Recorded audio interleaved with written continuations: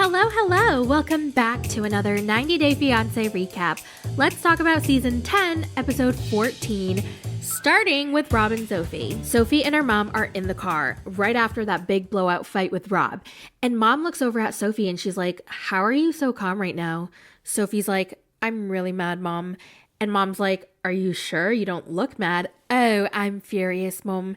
And she was like, "Sophie, you need to get more mad. You're not mad enough. He's crazy." And basically, she hits the nail on the head. The mom does. And she goes, "I've never felt like that before. He made me feel like I said something so out of pocket. He blew it out of proportion and made me feel like I was crazy." And Sophie was like, "Yeah, he does that to me all the time." And mom goes, "Sophie, if this is the way he treats you your whole life, you're gonna go crazy for sure. He's gonna dull your sparkle." And I feel like mom hit the nail on the head when she said, Rob's not like a really evil or bad person. Like, I actually, as much of a jackass as Rob is, I do not believe he's a bad person with malintent. But because his self-confidence is on the mother effing floor, he is going to make sure Sophie's is as well. He is going to bring her down and keep her there with him. Her mom is worried that Rob's temper escalated so quickly and he didn't know how to bring it down. He didn't know how to calm himself down. She and her mom are at a cafe and all of a sudden Sophie gets a text message from Rob and it's a video of a luxury car and he writes, "This could be ours someday." Ew!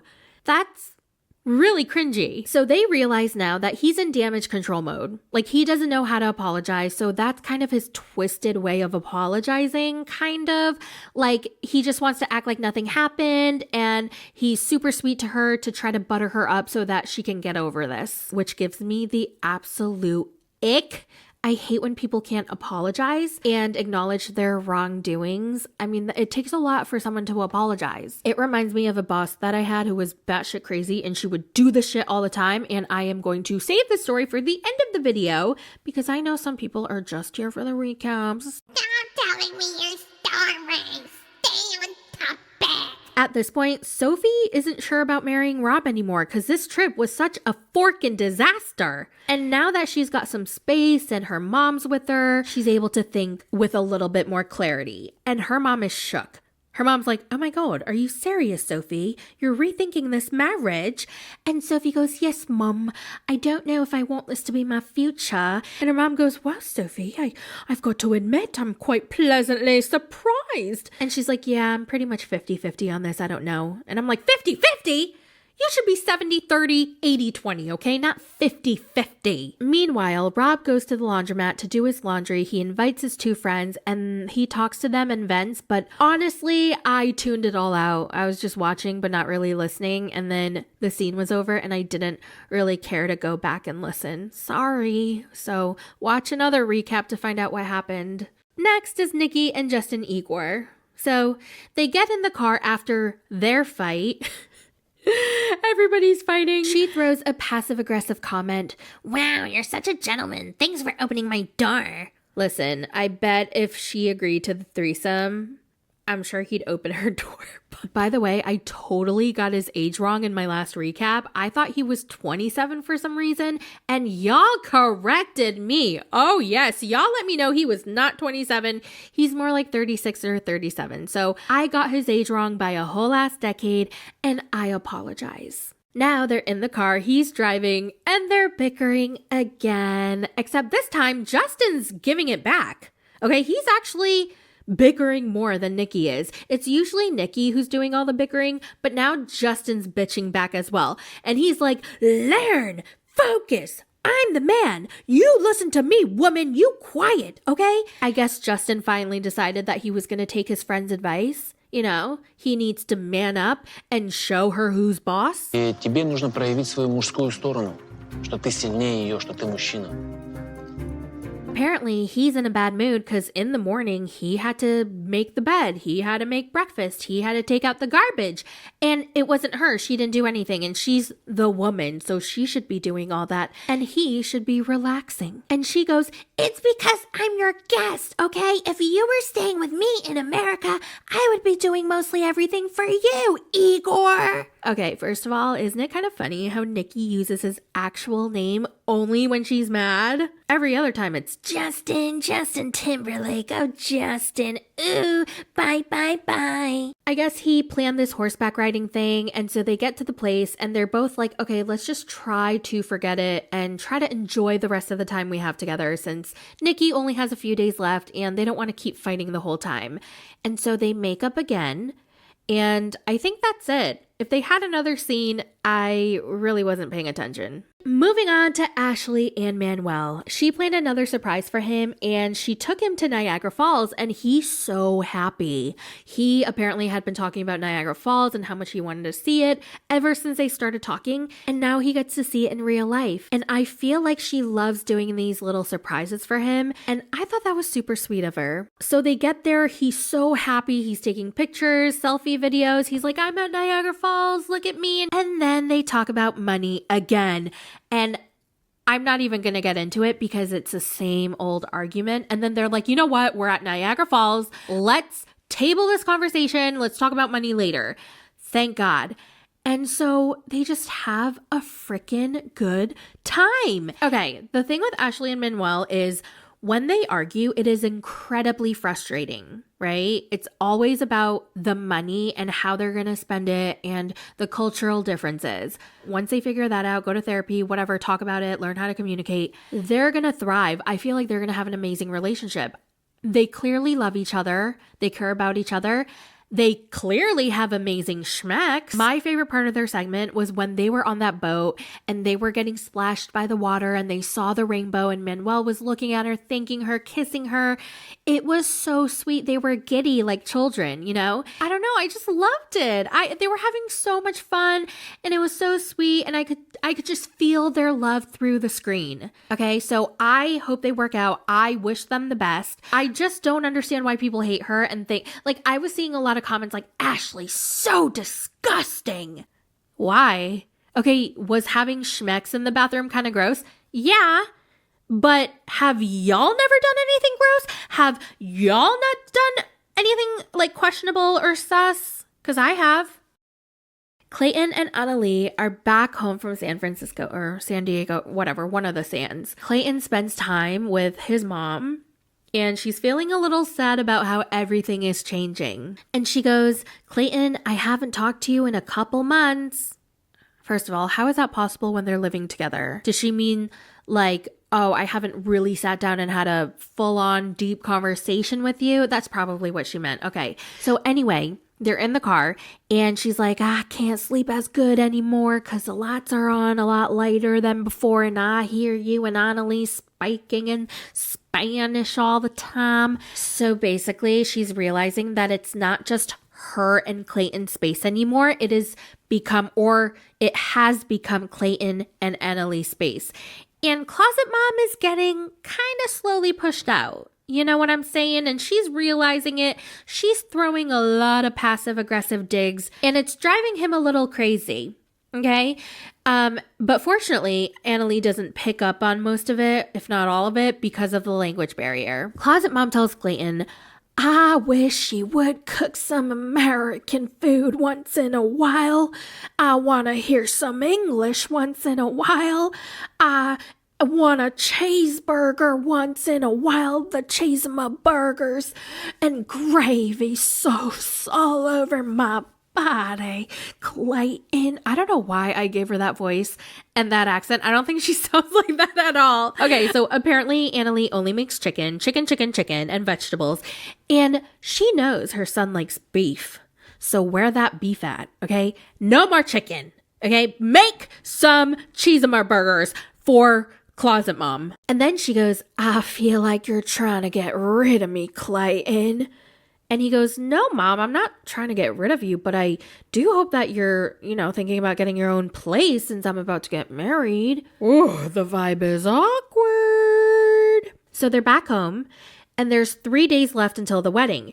And there are a lot of things that Clayton hasn't done to plan the wedding that he still needs to do, and there's only 3 days left of the wedding. And Anali is getting pissed. She's getting frustrated. She's getting annoyed. I mean, yeah, there's a lot of things I need to do. My sister Brandy was supposed to help me, but then she hung up on us and I haven't heard from her.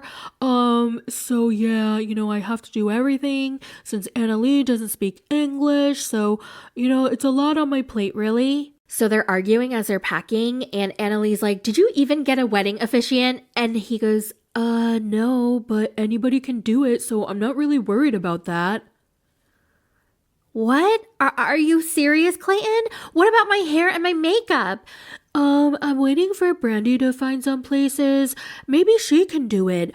Clayton, it's my wedding. I need a person who knows how to do makeup and who does hair professionally, not just some rando. Anali's annoyed because the whole time she had been asking Clayton, like, did you do this? Did you do that? What needs to get done? And he would keep telling her, don't worry about it. I've got this. But now it's 3 days before their wedding and he did nothing. So she's like, why didn't you delegate some tasks to me? And he goes, well, I didn't think you could do it because you don't speak English. And she goes, hello, I know how to use Google. I can translate and I can text or write emails in English. And he goes, oh, okay. And meanwhile, Closet Mom is casually eavesdropping. And she goes, the more they argue, the faster she talks. And I'm feeling some kind of way about it. Okay, tell me how you really feel. Clayton's looking for his EpiPen. Where's my EpiPen? Oh, son, I've got it out here.